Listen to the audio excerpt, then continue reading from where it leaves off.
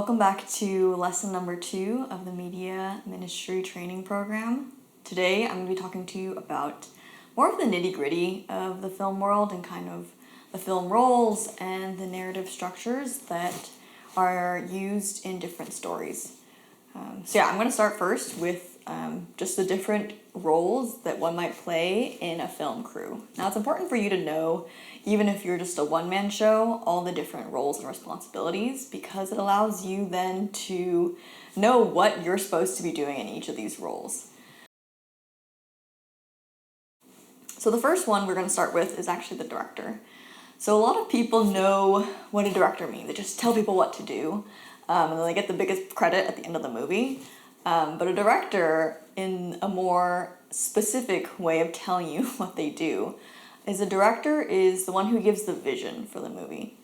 So they are the ones who read the script and they kind of imagine what they want it to look like, how they want the characters to embody, or the actors to embody the characters. But yeah, just the general basis for you to know is the director is the one who not only just calls the shots, but he directs the camera. So what does the camera look at? And kind of what is the best way to show what you want to say. And so the second role we're gonna talk about is the role of the producer. And some people might think that the role of the director and the producer are really similar just because they occur in the credits very close to each other. And so it's kind of confusing to really understand what the difference is.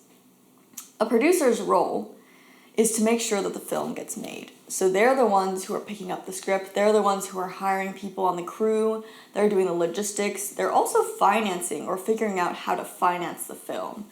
So films usually cost upwards of millions and millions of dollars, and you need to find the funding to do that. Now the next role that you'll often see in the credits is the director of photography or the cinematographer.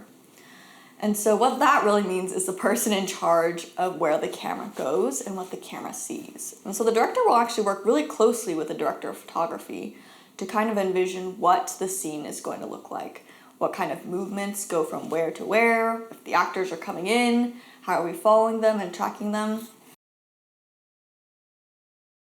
So the fourth role we have would be the lighting technician or the gaffer. Now, it seems pretty simple to just do the lights, just turn on some lights.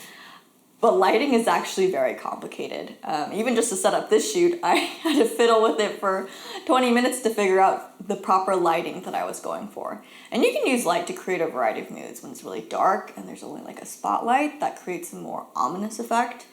And you can use lighting in a variety of different ways. But the thing is with lighting is also you need to figure out how to make it work in a scene and also be hidden. Because you don't want to see all these camera lights everywhere, obviously that's something that's a little bit more complex. For a lot of smaller shoots, you won't have that many lights, or you might just use natural light. But your lighting person will tell you what is good lighting to use, and they'll set up all the lights for you. The sound technician. So sound is a very crucial, important part of making any video. To have sound, to have music. The fact that I'm using a microphone right now, right here, it's so that you can get good sound. So I would recommend looking into different recording options with microphones and kind of making sure that you are getting the best sound that you can from your studio. So next is the sound technician, and what their job is making sure that your video's sound is well balanced and very clear, that you can hear everyone. So right now I'm using a lav mic, and so I do the sound myself, but if you were doing a bigger production, you might have a boom mic operator, you might have multiple mics going on at the same time, and their job is to collect all the audio files and make sure that they're edited well so that they can be incorporated into the movie later.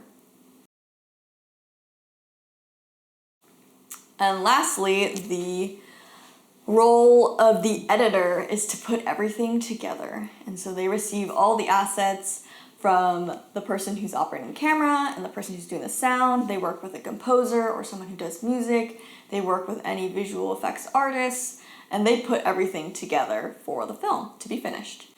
And so that's the last part of the process. Once your film is edited, then it is ready to be shown in the world. And so those are the 6 major roles that I would say you would probably need for your film crew. So we have talked a lot about the important aspects of good storytelling in our first lesson. But how do you actually tell a story?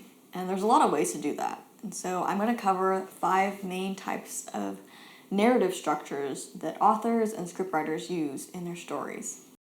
So the first one being the one we all know of, which is a linear structure. And this is how a lot of books are written, and they start from beginning to end in chronological order. You follow the characters in a very... So the next structure is the exact opposite of the first one. It's called non-linear structure, and the way that the story is written, it actually jumps back and forth through multiple points in the timeline. And this happens in a lot of books and a lot of movies.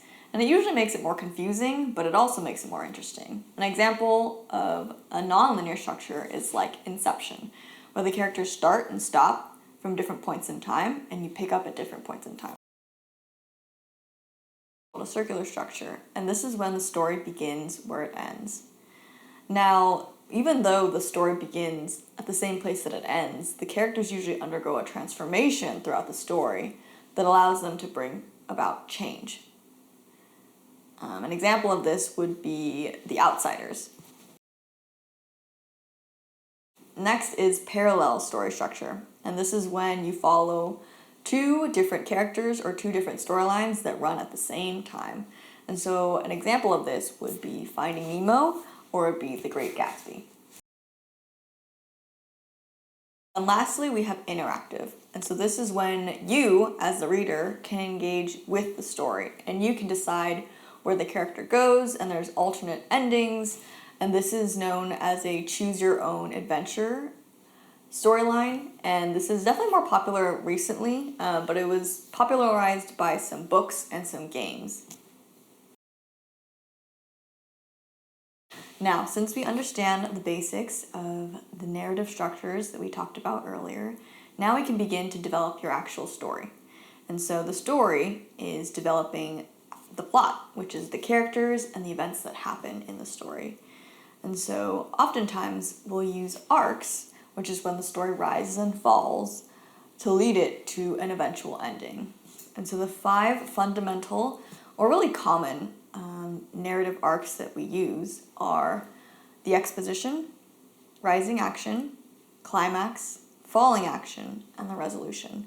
So these 5 are a lot of what most stories are comprised of. And so we're going to take a look at what each of these things mean. So the exposition, this is the introduction to your film. It's usually the first 25 minutes of every film. If you'll notice, it explains the characters, establishes a setting of where they are, and then it presents a primary conflict. The rising action is the next. That's when you go off of the primary conflict, and then you set the story in motion. Each event afterwards should be more complicated than the previous one, creating tension and excitement as the story builds. Now we reach the climax, which is the turning point in the story. This is the highest point of tension and conflict. This is the moment that should leave the reader wondering what's going to happen next. And the arc that follows is the falling action. In this stage, the story begins to calm down and work towards a satisfying ending. Loose ends are tied up, explanations are revealed, and the reader learns more about how the conflict is resolved. Resolution is the last. The main conflict is resolved and the story ends. Now this narrative arc is the most basic framework for developing a story. Obviously you don't have to follow it, but it is a very good guideline if you are looking or trying to start writing your story for the first time.